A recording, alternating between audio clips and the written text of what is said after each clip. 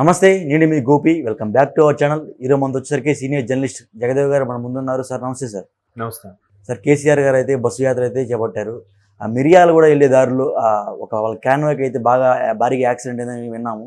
ఏంటి సార్ అసలు యాక్సిడెంట్ ఏంది, ఎప్పుడు జరిగింది, ఏమైనా ప్రాణాలు కోల్పోయారు ఎవరైనా? కొద్దిసేపు క్రిందట జరిగిన న్యూస్ అది. అంటే ఒకసారి మాజీ ముఖ్యమంత్రి అనేసరికి ఒక అలర్ట్ అవుతాం కదా, దట్టు టైం బాగాలేదు ఇట్లాంటి వార్తలు వినిపిస్తున్న నేపథ్యంలో ఇలా జరిగిందని ఒక ఆతృత ఉంటుంది. లక్కీగా ఎవరికేం జరగలేదు. కాన్వాయ్లో ఏంటంటే అన్నీ కూడా ఒకే నిర్దిష్ట వేగంలో వెళ్తూ ఉండాలి. ఒకటి కొంచెం వేగం, కొంచెం తక్కువ వేగం అయినా కూడా ముందు వెనకది ఇంచుమించు ఒక 5-6 వెహికల్స్ అని ఉంటాయి కదా కాన్వాయ్ అంటే. ఆయన ప్రయాణించేవి కాకుండా వెనక ఒక అంబులెన్స్, లేదంటే వాళ్ళకి పర్సనల్ టీము, లేదంటే భద్రతా బలగాలు, ఆ తర్వాత కొంతమంది నాయకులు, ప్రముఖ నాయకులు, ఆయన సెక్రటరీ ఉండి వాళ్ళు ప్రయాణించేది ఇట్లా ఉంటాయి. కాబట్టి దగ్గర ఒక 8-10 వాహనాలు ఉంటాయి. ఆ ఒకే ఫ్లోలో వెళ్ళాలంటే కష్టం కదా, అదేమన్నా ఆటోమేటిక్ కాదు కదా. ఒక సాధారణ మనిషి మాన్యువల్గా డ్రైవ్ చేసేదేగా. ఒక్కొక్కరు ఒక్కొక్క వేగంతో వెళ్తారు, ఒక్కొక్కరు ఒక్కొక్క వేగంతో యాక్సిడెంట్ దొరికినప్పుడు సడన్ బ్రేక్ వేయడం, వెనకోళ్ళు సడన్ బ్రేక్ వేయడం చూసుకోకపోవడం అయినప్పుడు డాష్ ఇచ్చి అట్లా జరిగింది. బట్ బై గాడ్ గ్రేస్ ఎవరికి ఏం జరగలేదు. అది సార్, అది కాక నిన్న జరిగిన ఒక ప్రముఖ న్యూస్ ఛానల్లో కేసీఆర్ గారు అయితే ఆంధ్రప్రదేశ్ గురించి మాట్లాడారు. ఈసారి ఖచ్చితంగా మరలా ప్రభుత్వం స్థాపించేది వైసీపీ పార్టీ అని చెప్పారు. అలా అంటే వాళ్ళకి నిఘా వర్గాలు ఏదో సమాచారం వచ్చిందంట. వాళ్ళకి ఎవరిచ్చారు ఆ సమాచారం? ఖచ్చితంగా వైసీపీ గెలుస్తుంది ఆంధ్రప్రదేశ్లో. అది నేను చూడలేదు. ఆయన అంటే సుమారు 4 గంటల సేపు ఛానల్కి ఇంటర్వ్యూ. 3:30 గంటల సేపు జరిగింది. అదే 3:30-4 గంటల సేపు.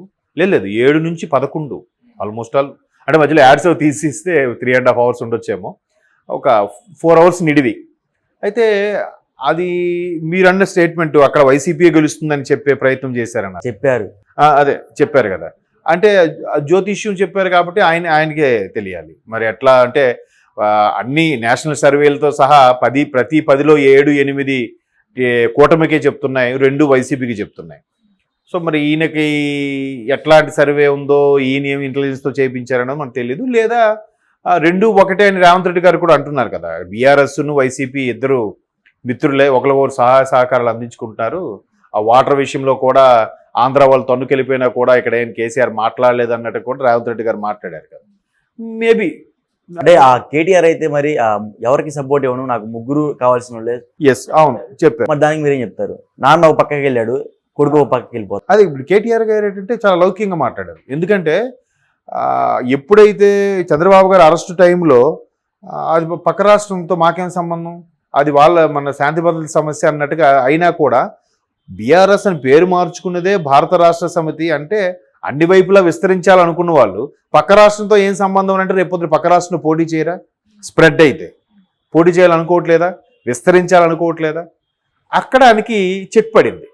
సో అందుకు ఈసారి చాలా జాగ్రత్తగా, నాకు అందరూ మిత్రులే. లోకేష్ ఫోన్ చేసి మాట్లాడతారు, జగన్ గారు ఫోన్ చేసి మాట్లాడతారు, పవన్ కళ్యాణ్ ఎలాగూ రామ్ చరణ్ కేటీఆర్ క్లోజ్ కాబట్టి పవన్ కళ్యాణ్ గారు కూడా ఓ సందర్భంలో కలిశారు, మాట్లాడారు. వాళ్ళు ఆ రిలేషన్స్ ఉంటాయి అన్నట్టుగానే చెప్పాడు ఆయన. లౌకికంగా చెప్పాడు ఆయన. దాని ఏమంటారు, డిప్లొమాటిక్ ఆన్సర్ అంటారు దాన్ని. ఈయన అంత ఖరాఖండిగా కొండ బదులు కొట్టేటే మాట్లాడతారు కదా. ఎందుకంటే చాలా సందర్భాల్లో చూసాం. ఇప్పుడు సార్ మీరు ఇచ్చే ఉపాధి ఏదైతే ఉందో అది సరిపోద్దా అంటే, ఏమయ్యా రాహుల్ ఆస్తులు అమ్మిమ్మంటావా, అది ఎంత ట్రోల్ అయిందో మనం చూసాం. అంటే ఆయన నిక్కచ్చిగా మాట్లాడతారు. ఆయనకుండే దాన్ని ఏమంటారు, చరిష్మా, ఆ తేజస్సే అది. ఆయన ఎంతసేపు మాట్లాడిన అలా చూస్తారు జనాలు. ఆ వాక్చాతుర్యం కూడా అలాగే ఉంటుంది కేసీఆర్ గారు. కాకపోతే 10 ఏళ్ళ తర్వాత పర్టికులర్గా ఒక ఛానల్ స్టూడియోకి వచ్చి ఇంటర్వ్యూ ఇవ్వడం అనేది మొదటిసారి అనుకుంటా. అవును.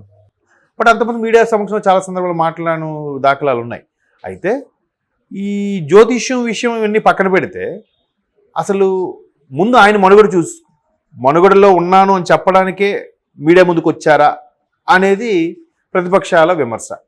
అంటే ఆ కవిత గురించి కూడా నేనైతే మాట్లాడడం జరిగింది. నా కూతురు కడిగిన ముక్తి లాగానే బయటకు వస్తుందని చెప్పారు. దానికి మీరేమంటారు? అది ఆయన ఇప్పుడు కాకి పిల్ల కాకి ముద్దు అన్నట్టుగా ఎవరు ఎన్ని చెప్పినా ఎన్ని చేసినా ఫస్ట్ ఆమెమి తప్పు చేయలేదని తండ్రిగా ఆయన ముందు నమ్మాలి కదా. తర్వాత అనుచరులు, మిత్రులు, బంధువులు వీళ్ళెవరు నమ్ముతారో లేదో, కార్యకర్తలు నమ్ముతారో లేదో విషయం పక్కన పెడితే తండ్రిగా ఆయన బాధ్యత ముందు నమ్మాలి. సరే నమ్ముతున్నారు కడిగిన ముత్యంలాగాని. ఆవిడ అరెస్ట్ అయ్యి కూడా 4 రోజుల పైన అవుతుందిగా. మరి అప్పుడు ఎందుకు స్పందించలేదు? తరువాత ఆయన తుంటి ఎముక ఆపరేషన్ అయిన తర్వాత కూడా 2-3 సభల్లో కూర్చొనే పార్టిసిపేట్ చేశారు. అలా పార్టిసిపేట్ చేసినప్పుడైనా ఎక్కడైనా మాట్లాడారా? మాట్లాడలేదు. తర్వాత ప్రమాణ స్వీకారంకి రాలేని పరిస్థితులు ఉన్నప్పుడు ఏదైతే ఇట్లా మనది 39 సీట్లు వచ్చి ప్రభుత్వం ఫామ్ చేయలేమన్నప్పుడు కూడా అక్కడికి 2 రోజుల తర్వాత 3 రోజుల తర్వాత అది జరిగింది. మళ్ళీ తేరుకున్నాక ఇంట్లో కూర్చుని ఇంట్లోనే సీనియర్ నాయకులతో సమావేశం మాట్లాడారు. అప్పుడు కూడా ఎక్కడ స్పందించలేదే. అంటే చెప్తున్నాను, అప్పటికే ఈవిడ మీద ఈడీ ఇవ్వడము, ఒకసారి ఎంక్వైరీకి వెళ్ళడము, అక్కడ ఫోన్లు తీసుకెళ్ళడం ఇవన్నీ జరిగాయి. అరెస్ట్ అయితే జరగలేదు కానీ. సో అరెస్ట్ అయ్యి కూడా 4 రోజులు అయిన తర్వాత కూడా కేటీఆర్ గారు, హరీష్ రావు గారు తాపత్రయపడి మీడియా ముందుకు వచ్చి ప్రతిపక్షాలు వేసే బాణాలు విసురుతున్నా కూడా వీళ్ళే పాపం డిఫెన్స్ ఆడుతూ మాట్లాడుతూ వస్తున్నా తప్ప కేసీఆర్ గారు ఎక్కడ నోరిప్పలేదు. అంటే కేసీఆర్ గారి ధైర్యం ఏంటంటే ఈసారి ఎన్ని ఎంపీ సీట్లు గెలిచిన సరే బీజేపీకి మద్దతు పలికితే మా కూతురు మళ్ళీ ఎటువంటి ఆరోపణలు ఇప్పుడు ఎదుర్కొన్నాం కదా, అది ఇంకా ఆరోపణలు కూడా ఏముండవు, కడిగిన మృత్యులాగా బయటకు వస్తుందని ఆ ఉద్దేశంలో చెప్పారని బయట ప్రజలు అంటారు. నాకు మేబీ ఇప్పుడు అయితే అయ్యుండొచ్చు. కాకపోతే చాలామంది అభిప్రాయం ఏంటంటే ఇప్పుడు కేజ్రీవాల్ గారిని కూడా అరెస్ట్ చేశారు ముఖ్యమంత్రి హోదాలో ఉండి. వీళ్ళేమంటున్నారు, తప్పు చేయలేదని అనట్లేదు ఎవరు కూడా. ఇప్పుడు కేజ్రీవాల్ గారిని సపోర్ట్ చేసేవాళ్ళు కానీ, కవిత గారిని సపోర్ట్ చేసేవాళ్ళు కానీ తప్పు చేయలేదు అనట్లేదు. కడిగిన ముత్యంలా బయటకు వస్తారు, న్యాయమే గెలుస్తుందని పిడికిలు బిగించి చూపిస్తున్నారు. కానీ నేనేం చేయలేదు, నాకు దీనికి సంబంధం లేదని ఏం చెప్పట్లే ఎక్కడ కూడా. ఎందుకు చెప్పట్లేదు? బలమైన సాక్ష్యాధారాలు ఉన్నాయి కాబట్టి. సుప్రీంకోర్టులో కవిత గారు పిటిషన్ వేసినప్పటికి కూడా అక్కడ ఇంక 2 రోజుల్లో హీరింగ్ వస్తుందనగా ఆ 2 రోజుల ముందు ఇక్కడ అరెస్ట్ చేసి తీసుకెళ్ళిపోయారు. 24 గంటల్లో ప్రొడ్యూస్ చేయాలంటే కోర్టులో ప్రొడ్యూస్ చేశారు. వెంటనే అక్కడికి 2 డేస్ తర్వాత సుప్రీంకోర్టులో హీరింగ్కి వస్తే లేదు మేము విత్డ్రా అయిపోతున్నామని చెప్పారంట కవిత గారి తరపున లాయర్. ఎందుకు అలా చెప్పారు? మీ దగ్గర పిటిషన్ వేసి మీది ఇంకా పెండింగ్ ఉన్నప్పటికి కూడా వాళ్ళు వచ్చి మమ్మల్ని అరెస్ట్ చేశారు అని చెప్పొచ్చు కదా, ఎందుకు చెప్పలేకపోయారు? అంటే something is there behind the scenes. తెర వెనక ఏదో ఉంది, ఏదో జరిగింది, అంతే కదా. లేదా కోర్టుకి చెప్పొచ్చు కదా, మీ దగ్గర పిటిషన్ పెట్టినా కూడా నాకు సంబంధించి ఎటువంటి బలమైన సాక్ష్యాధారాలు లేకపోయినా సరే నన్ను అరెస్ట్ చేశారు అని చెప్పి ఆమె తరపు లాయర్ సుప్రీంకోర్టులో కూడా వాదించవచ్చు కదా. కానీ ఎందుకు సుప్రీంకోర్టులో వాదనలు వచ్చేసరికి విత్డ్రా అయిపోయారు? బలమైన సాక్ష్యాలు ఉండే. మరోవైపు ఆయన సుఖేష్ చంద్ర అనేవాడు లేఖల మీద లేఖలు రాస్తూనే ఉన్నాడు బహిరంగంగా. వెల్కమ్ టు తిహార్ క్లబ్ అని కవిత గారికి రాశాడు, తర్వాత కేజ్రీవాల్ గారు కూడా రాశాడు. అంటే ఆయన ఏదో కడుపు మండో లేదంటే వీళ్ళు ఈయన సరిగ్గా సపోర్ట్ చేయలేదన్న బాధతోనో మొత్తం అన్ని కక్కేసి చెప్పేసే ఉంటాడుగా వాట్ ఈజ్ వాట్ అని. మరి అయిపోయింది. మరోవైపు శరత్ చంద్రారెడ్డి, బుచ్చిబాబు, మాగుంట, ఆ తర్వాత ఆవిడ బినామీ కవిత గారి బినామీ పిల్లై, వీళ్ళందరూ బలమైన వాంగ్మూలం ఇవ్వకుండా ఆవిడని అరెస్ట్ చేయరు కదా. ఇంటికి వచ్చి మరి అరెస్ట్ చేసి కుటుంబ సభ్యులకి ఇన్ఫార్మ్ చేసి మరి అరెస్ట్ చేశారా? స్పెషల్ ఫ్లైట్లో తీసుకెళ్ళిపోయారుగా. కాకపోతే ఈయన కొద్ది రోజులుగా మీడియా ముందు కనబడట్లేదు కాబట్టి మరోవైపు శ్రేణులు ఒక్కొక్కరుగా కాంగ్రెస్ వైపు జంప్ అవుతున్నారు, కొంతమంది బీజేపీ వైపు జంప్ అవుతున్నారు. ముందుకు ఉండేది లోక్సభ ఎన్నికలు. ఈసారి మనం కొద్దిగా కనీసం 10 స్థానాలను కేటీఆర్ గారు అంటున్నారు, కనీసం 2-3 స్థానాలను గెలుచుకోకపోతే మనుగడలో ఉన్నట్టా లేనట్టా? నెక్స్ట్ పరిస్థితి. నిన్న కూడా మొన్న సీఎం రమేష్ గారు ఒక స్టేట్మెంట్ ఇచ్చారు ఒక ఛానల్కి ఇచ్చిన ఇంటర్వ్యూలో కూడా.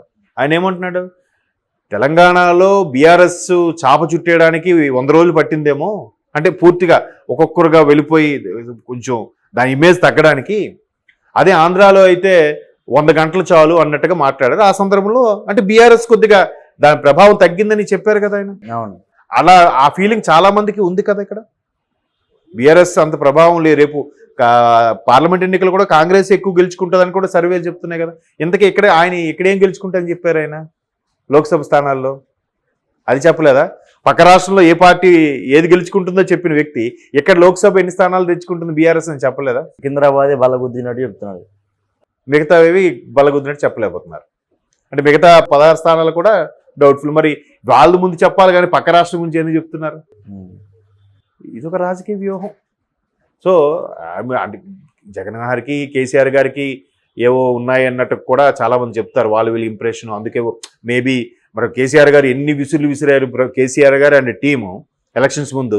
ఆంధ్ర అంటే చెమ్మచీకట్లు, తెలంగాణ అంటే వెలుగులు, ఆంధ్ర అంటే సింగిల్ రోడ్డు, తెలంగాణ అంటే డబుల్ రోడ్డు, ఆంధ్ర అంటే అక్కడ ప్రజలు విసిగిపోయారు, అభివృద్ధి లేదని, అందరూ హైదరాబాద్కు వస్తున్నారు, ప్రాజెక్టులను ఎక్కడికే వస్తున్నాయని హరీష్ రావు గారు ఒక పక్క, కేటీఆర్ గారు ఒక పక్క, కేసీఆర్ గారు ఎంత మాట్లాడినా కూడా వైసీపీ మంత్రులు కానీ ముఖ్యమంత్రి కానీ ఒక మాట అన్నారా?